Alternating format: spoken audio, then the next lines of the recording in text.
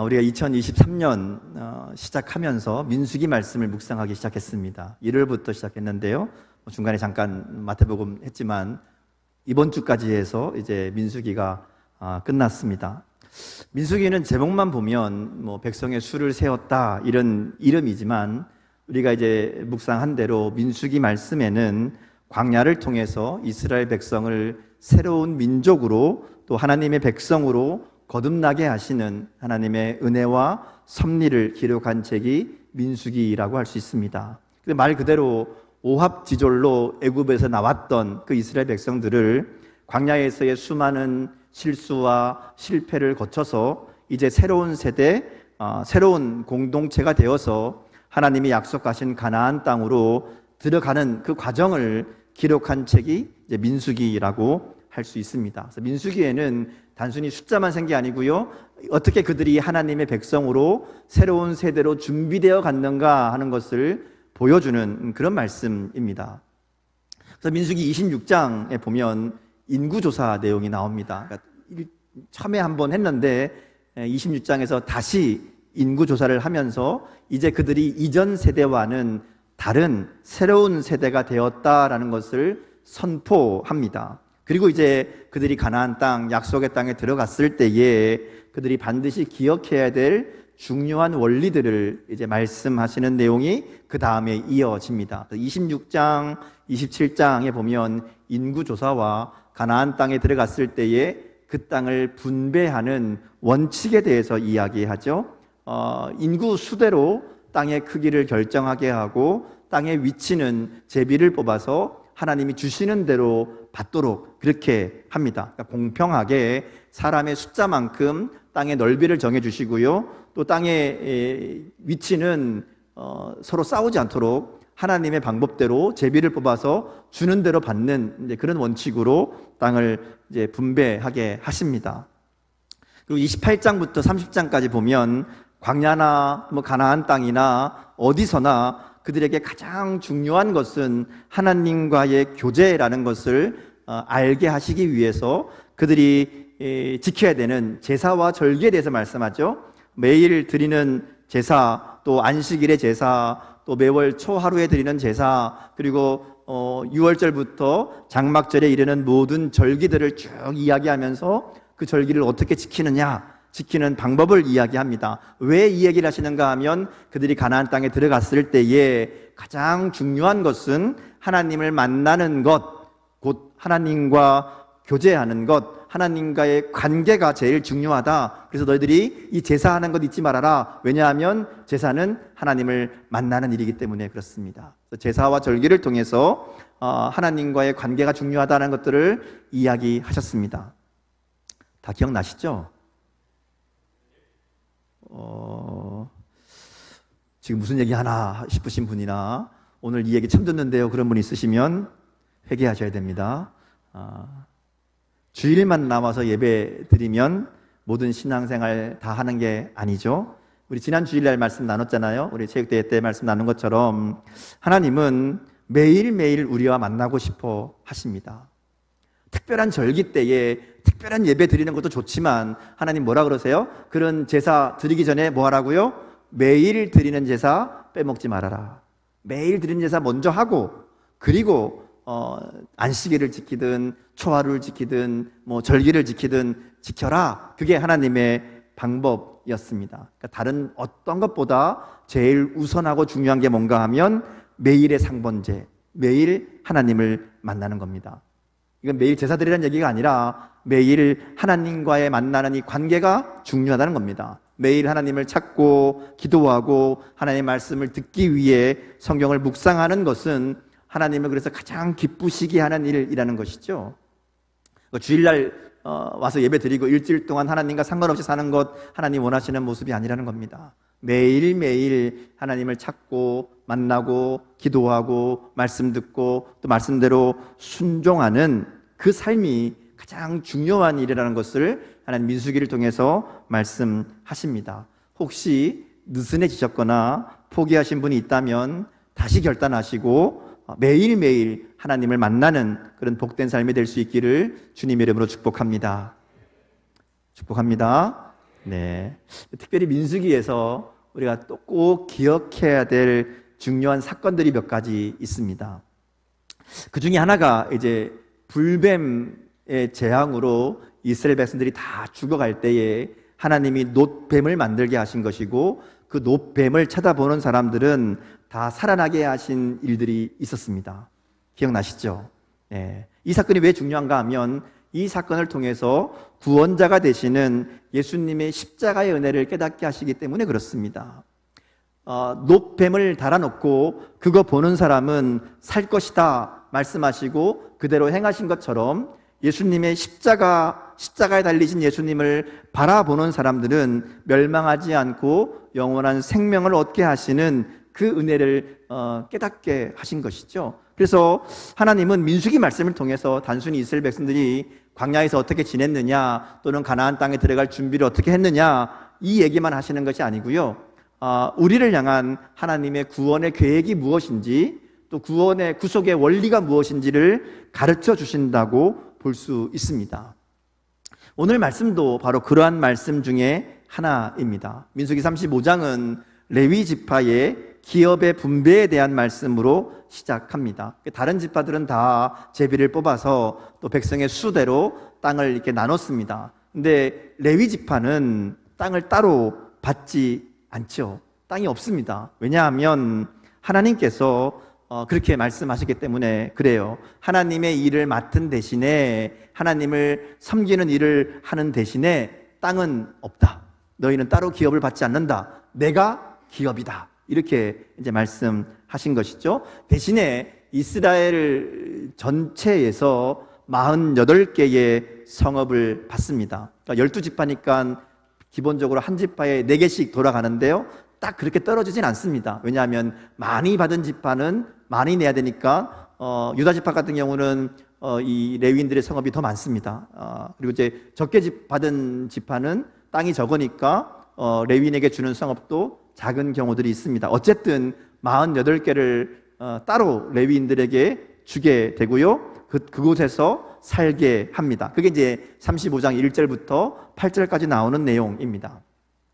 성읍을 받고 또 거기에 딸린 목초지를 받습니다. 근데 이게 목초지가 사실 큰 넓은 땅이 아니고요, 지금으로 얘기하면 한 1km 정도 되는, 반경 1km 이렇게 되는 작은 땅입니다. 그러니까 여기는 이 목축을 해서 가축을 키우거나 이런 개념이 아니라 그들에게 있는 이 재산을 보관하는, 가두어두는 우리 정도, 그 정도로 생각할 수 있는 그런 땅입니다. 그러니까 레위 지파는 말하자면 그냥 살 집만 받았다, 이렇게 이제 볼 수 있습니다. 그러니까 왜 그렇게 하셨는가 하면 레위 지파에게 주신 특별한 사명 때문에 그렇습니다. 하나님은 레위 지파를 하나님을 가장 가까이에서 섬기고, 특별히 하나님과 이스라엘 백성들 사이에 있는 그런 존재로, 제사장과 같은 존재로 사용하시죠. 원래 레위 지파는 사실은 저주받은 지파였습니다. 레위의 죄로 말미암아 그 백성들 가운데 흩어지는 저주를 받습니다. 그러니까 말하자면 너희들은 레위의 죄 때문에 흩어져 살아라, 이렇게 저주를 받지만, 광야의 시간을 지내는 동안 금송아지 사건이 있었잖아요. 그때의 레위 지파가 하나님 편에 씁니다. 하나님 편에 서서 하나님의 일을, 모세를 통해 주시는 하나님 말씀에 순종함으로 그냥 흩어지는 것이 아니라, 흩어지긴 흩어지는데 사명을 가지고 흩어지는 존재로 바뀌게 됩니다. 이스라엘 백성들 가운데 흩어져 살게 되지만 그냥 흩어지는 것이 아니라 특별한 목적을 가지고 흩어지게 되는 거죠. 그래서 그들은 하나님 말씀에 순종함으로 저주를 축복으로 바꾸는 은혜를 경험하게 됩니다. 그냥 사라져버릴 수밖에 없는 존재였는데, 그러한 그들이 하나님 편에 서니까 하나님이 그들에게 사명을 주시고, 그 사명을 가지고 흩어지게 하는, 목적을 가지고 살아가게 하는 은혜를 베풀어 주신 겁니다. 그래서 그들은 대대로 하나님 편에 서서 하나님을 가장 가까이에서 섬기고, 또 하나님의 백성들에게 하나님의 말씀을 가르치고 백성들을 중보하고 하나님을 향한 믿음을 지키는 이 중요한 사명을 가지고 이스라엘 백성 가운데 흩어지게 되는 거죠. 그리고 따로 기업을 받지는 않지만 하나님이 그들의 기업이 되셔서 그들의 삶을 책임져 주신다는 이 복의 약속을 받게 된 겁니다. 자, 그렇게 이제 오늘 말씀은 이렇게 48군데의 성읍으로 흩어지게 된 이스라엘 백성들 중에 레위 지파에게 그 중에 6개, 48개 중에 6개를 도피성으로 삼으시는 내용입니다. 지금 이들은 가나안 땅에 들어간 게 아닙니다. 이제 앞으로 들어가게 되면 이렇게 해야 된다 말씀하시는 내용입니다. 그 중에 이제 도피성이라는 특별한 제도를 말씀합니다. 이 도피성은 한마디로 실수로 살인을 저지른 사람들이 보복 살인을 당하지 않도록 지켜주는 곳이라고 할 수 있습니다. 그 당시의 법을 한마디로 얘기하면 눈에는 눈, 이에는 이라고 말할 수 있습니다. 그러니까 당한 만큼, 받은 만큼 돌려주는 것이 정의이다, 법이다, 이게 공정하다, 이제 이런 시대입니다. 우리가 이 법을 이야기하면 눈에는 눈, 이에는 이 그러면 당한 만큼 갚아준다라는 복수의 의미로 생각하기 쉽지만 사실은 이 보복의 한계를 정하는 법이라고 말할 수 있습니다. 왜냐하면 당시는 지금처럼 이 사법 체계나 혹은 공권력이 제대로 작동되지 않는 시대이기 때문에 어떤 사람들과의 관계 속에 문제가 생기면 스스로 해결해야 됩니다. 스스로 해결해야 되는데 스스로 해결하는 방법이 뭔가 하면 받은 만큼 돌려주는 거죠. 손해본 만큼 손해를 끼치고요. 또 대갚아 주는 것이 말하자면 정의이고 명예입니다. 문제는 이런 보복을 할 때에 언제나 당한 것보다 더하게 되어 있다는 거죠. 여러분 그렇잖아요. 누가 나한테 무슨 나쁜 짓을 해코지를 손해를 끼쳤어요. 그럼 똑같이 갚아줄 때 똑같이 갚아주나요? 똑같이 갚아주나요? 더 갚아주죠. 내가 속상한 것, 마음 아픈 것, 힘들었던 것, 괴로웠던 것 더해서 갚아줍니다. 더 주면 덜 주지, 덜 주지 않는 거죠. 은혜를 갚을 때에는 많이 받고 적게 주지만 보복을 할 때에는 적게 받아도 많이 줍니다. 그죠? 대로 받고 말로 갚죠. 그러니까 이게 문제가 됩니다. 작은 다툼이 큰 다툼이 되고요. 개인의 복수가 가족의 복수가 되고 공동체의 복수가 됩니다. 왜냐면 오고 가는 동안 더 많이 붙거든요. 갈 때마다 더 붙어지니까 이게 심각한 문제, 그래서 끊임없는 다툼과 싸움이 될 수밖에 없습니다. 내가 보복하면 상대방도 또 보복하고, 그럼 내가 또 보복하고, 뭐 이게 이제 반복되는 거죠. 그래서 눈에는 눈, 이에는 이, 이렇게 얘기하는 겁니다. 받은 만큼만 돌려주고 그걸로 끝내라. 더 왔다 갔다 하지 말아라. 받은 만큼만 갚아라. 더 이상의 보복과 복수가 없게 해라. 이게 이제 말하자면 정의이고 법입니다. 자, 근데 이제 이게 문제가 될 때가 있습니다. 받은 만큼 돌려주면 적절하잖아요. 손해 본 만큼 나도 보상 받으면 그러면 일이 딱 끝나는 건데 문제가 되는 경우가 있습니다. 그게 뭔가 하면 실수나 사고로 이제 손해를 끼치거나 문제를 일으켰을 경우입니다. 뭐 이게 이제 내가 뭐 마음 먹고 그랬으면 당연히 그에 대한 보상을 해주는 게 맞지만 이게 의도치 않게 실수로 손해를 끼치거나 실수로 사람을 죽이거나 이런 상황에 닥치게 되면 이게 이제 문제가 됩니다. 서로 이해하고 이게 참 우발적인 상황이구나라는 것을 이해하고 양보하면 서로 이렇게 잘 합의하면 문제가 안 되는데 나는 무조건 받은 대로 돌려줘야 되겠다. 내가 손해본 만큼 나도 받아야 되겠다. 이러면 이제 일이 복잡해지는 겁니다. 이게 고의가 아님에도 불구하고 실수나 사고임에도 불구하고 나는 그대로 갚아야 되겠다. 이러면 문제가 되죠. 더구나 그것이 사람을 죽였을 때에, 실수로 누군가를 죽였을 때에 내가 그대로 받아야 되겠다. 그럼 어떻게 돼요? 그 사람을 죽여야 됩니다. 그러니까 실수라도 목숨으로 갚는 것밖에는 방법이 없습니다. 하나님께서 이러한 상황 가운데 억울한 죽음, 또 무고한 피를 흘리는 것을 방지하기 위해서 만들어주신 방법이 이 도피성이라는 겁니다.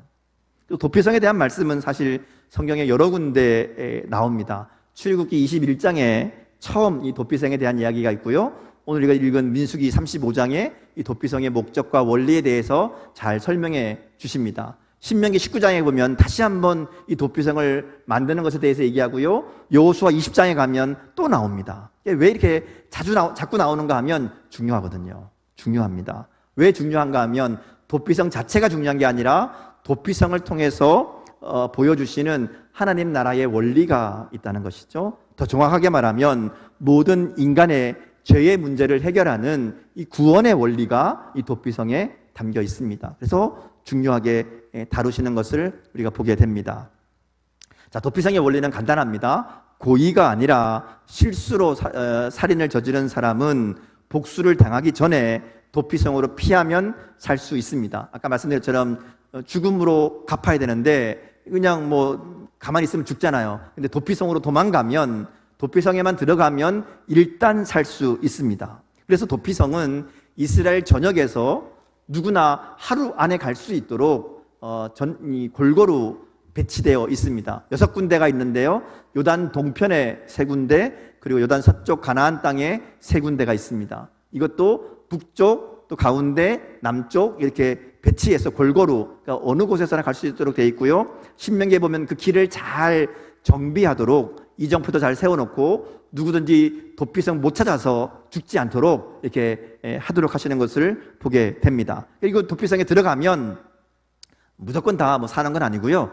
도피성에 들어가면 공정한 재판을 받을 수 있는 기회를 얻습니다. 중간에 누가 와서 보복 살인하지 않도록 지켜주는 거고요. 그리고 재판을 합니다. 그래서 이 사람이 정말 고의가 아니다, 이 사람은 사람을 죽이려고 온 게 아니라 어쩌다 보니까 실수로 어쩔 수 없는 상황에서 사람을 죽였다라는 것이 인정되면, 그러면 도피성에 계속 머물 수 있습니다. 도피성에 머무는 동안에는 생명을 지킬 수 있죠. 또 반대로 이게 이 살인이 자기는 고의가 아니라고 주장하지만 이거 보니까 고의가 있다, 의도한 살인이다, 그러면 도피성 밖으로 쫓겨나게 됩니다. 나가면 어떻게 될까요? 보복 살인하는 사람들한테 죽음을 당할 수밖에 없습니다. 이렇게 죽여도 이건 죄가 아니다, 이제 이렇게 하는 거죠. 근데 고의성이 없어서 도피성에 머물게 되는데, 머물게 될 때에도 한 가지 주의사항이 있습니다. 밖으로 나가면 안 됩니다. 도피성 안에만 있어야 돼요. 밖으로 나갔다가 보복하는 자들에게 죽임을 당하면 그럼 할 말이 없는 겁니다. 자기가 나갔기 때문에 그 죽음에 대해서는 죄가 없습니다. 그러니까 무조건 도피성 안에 있을 때에만 그 생명을 지키는 것이 유효합니다. 딱 한 가지 도피성을 나갈 수 있는 방법이 있어요. 자기 집으로 돌아갈 수 있는 방법은 대제사장이 죽으면 됩니다. 대제사장이 죽으면 그 대제사장의 죽음이 바로 이 죄를 지은, 살인을 저지른 사람의 죄를 대신한 것이라고 인정받아서 죄가 없어지게 되고요. 그러면 이제 도피성에 머물 필요 없이 자기 집으로 돌아갈 수 있습니다.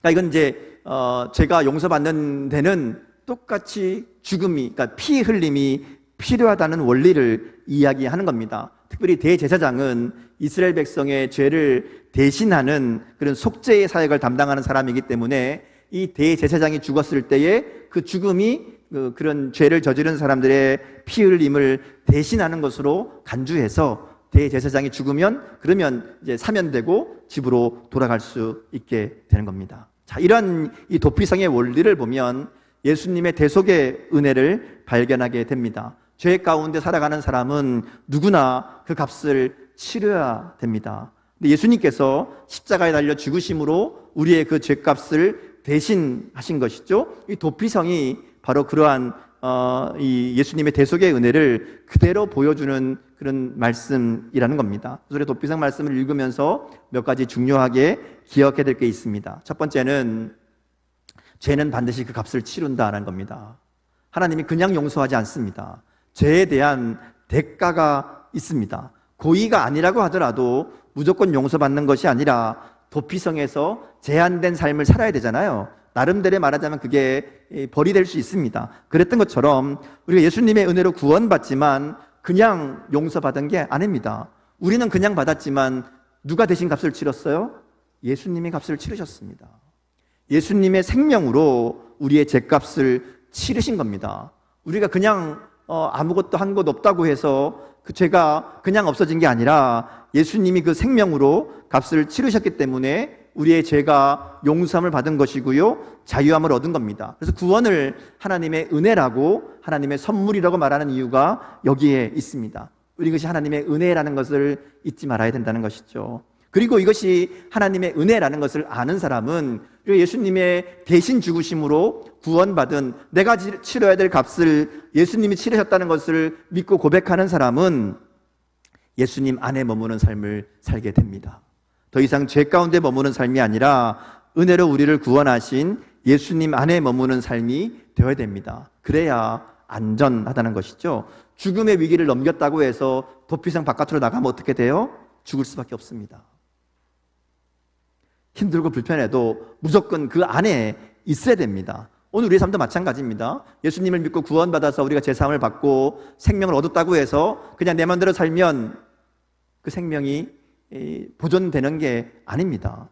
예수님 안에 있을 때에만 안전하다는 것이죠. 그래서 예수님이 도피성에 대한 말씀을 통해서 우리에게 들려주시는 것은 예수님의 은혜로 우리가 구원받고 살게 된 존재들이고 예수님 안에 있을 때에만 살아갈 수 있는 존재라는 것을 분명하게 말씀하고 있다는 겁니다. 도피성의 이야기를 통해서 도피성 안은 생명을 얻고 구원받을 수 있는 곳이고 도피성 바깥은 생명을 얻을 수 없는 곳이라는 사실은 우리가 예수님 안에 있을 때에 그리고 예수님 밖에 있을 때에 어떤 차이가 있는가를 분명하게 보여주는 그런 말씀입니다. 우리가 죄인이었을 때에 그리스도 안에 있게 되면 예수님을 영접하고 예수님 안에 있게 되면 정죄함이 없습니다. 생명을 얻게 됩니다. 그러나 예수님 바깥에 있으면 예수님과 상관없는 삶을 살아가면 우리의 생명을 지킬 수 없다는 것이죠. 예수님이 포도나무 비유를 통해서 말씀하신 진리가 바로 이겁니다. 나의 안에 거하라고, 예수님 안에 있어야지 그래야 우리가 생명의 풍성함을 누리게 된다는 것이죠. 이것이 도피성을 통해서 우리 가운데 주시는 구원의 원리입니다. 자, 마지막으로 한 가지 더 생각해 볼 게 있습니다. 왜 하나님이 도피성을 만들 때에 레위인들의 성읍 중에서 만드셨을까 하는 겁니다. 사실 그들은 따로 땅을 받은 것도 아닙니다. 말하자면 남의 지파에 있는, 남의 지파 영역 안에 있는 성만 하나 받아서 집만 하나 얻어서 사는데 그 집을 말하자면 도피성으로 만드신 겁니다. 다른 큰 도시나 유명한 그런 성읍이 아니라 하나님이 레위인에게 주셨던 성읍 중에서 도피성을 삼으셨다는 것이죠. 그리고 그곳에 이 살인자들이 살게 하십니다. 왜 꼭 레위인의 성읍이었을까 하는 것이죠. 왜 그랬을까요? 하나님이 준 거니까 내 마음대로 하겠다 뭐 이런 걸까요? 레위인은요 하나님께 가장 가까이 있는 사람들이라고 할 수 있습니다. 레위인이 하는 일이 뭔가 하면 하나님을 예배하는 일입니다. 그리고 말씀을 가르치는 일입니다. 그러니까 하나님의 뜻대로 살아가는 일에 가장 앞장서 있는 사람이 레위인들이라는 것이죠. 그들은 이스라엘 백성들 가운데 흩어져서 그들 가운데 하나님의 백성의 삶이 어떠해야 되는가, 어떻게 하나님께 예배하고 어떻게 하나님의 말씀을 따라 살아가야 되는가를 보여주는 그 사명으로 흩어진 사람들이 레위인들이었습니다. 그들이 흩어진 이유가 그거였거든요. 하나님을 보여주는, 하나님 믿는 삶이 무엇인가를 알려주고 가르쳐주는 일이 그들의 사명입니다. 그러니까 그들과 이 살인을 저지른 사람들을 함께 살게 하시는 겁니다. 고인은 아니더라도 살인을 저지른 그 사람의 삶이 얼마나 충격과 아픔을 가진 삶이겠습니까? 근데 그들을 레위인과 같이 살게 하시는 거예요. 레위인들이 사는 모습을 보면서 하나님을 예배하고 말씀대로 순종하는 모습들을 보게 하십니다. 그리고 그런 레위인들의 삶을 통해서 하나님을 알게 하고 하나님의 은혜를 다시 회복할 수 있도록, 그래서 레위인의 성읍을 도피성으로 만드신 것이 아닌가 그런 생각이 들었습니다. 레위인들의 이야기는 오늘 우리가 이 땅에서 어떤 존재로 살아가야 되는지를 깨닫게 하시는 말씀입니다. 오늘 우리는 이 땅에 레위인들과 같이 파송된 흩어진 사람들이라고 할 수 있습니다. 우리가 이 땅의 사람들에게 도피성 되시는 예수님을 보여주고 알려줄 사명을 가지고 이 땅에 흩어진 사람들이라는 것을 우리가 기억해야 된다는 것이죠.